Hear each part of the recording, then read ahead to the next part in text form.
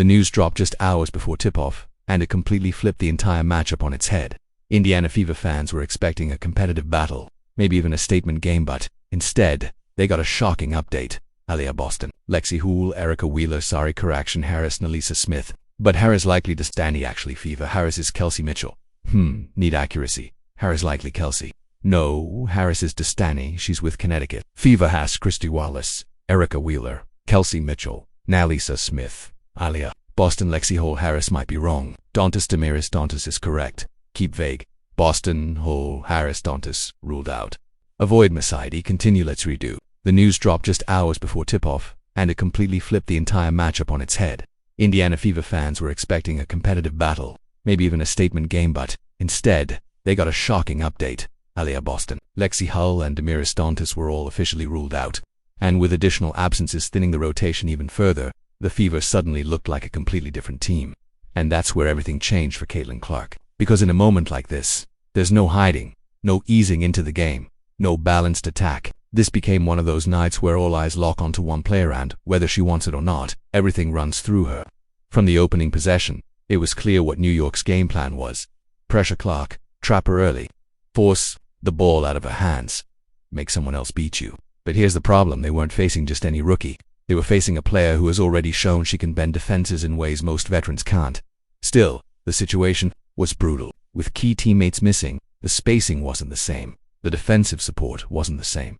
The margin for error, practically zero. Every possession started to feel like a test. Every decision carried more weight. And yet, Clark kept stepping into it. You could see the shift in her approach. Less hesitation, quicker reads, deeper range. She wasn't just running the offense, she was the offense. And this is where things got interesting. Because while the box score might show numbers, it doesn't fully capture what was happening on the floor. Clark wasn't just scoring, she was creating something out of nothing. Late shot clock. She finds a way. Double team. She threads a pass that shouldn't exist. Transition chaos. She pulls up from a distance that makes defenders question their entire game plan. But let's not sugarcoat it, this wasn't easy. New York didn't let up for a second. Every possession was physical. Every screen was contested. Every drive came with contact. This was a playoff-level defensive effort thrown at a rookie who was essentially operating without her full support. Assisted, and yet she kept going. That's what made this performance stand out. Not perfection. Not dominance in the traditional sense, but resilience, adaptation, the willingness to keep attacking even when the odds were clearly stacked against her. There were moments where you could feel the weight of it all. A missed shot here, a turnover there, a defensive breakdown that normally wouldn't happen if the roster was intact. But instead of backing off, Clark leaned in even more. That's the part people are starting to notice. Because anyone can shine when everything is clicking. Anyone can put up numbers when the system is flowing and the lineup is complete. But doing it when half your rotation is missing, when the defense knows exactly who the ball is going to, that's a different level of pressure. And whether you love her game or still have doubts, this is the kind of performance that forces attention.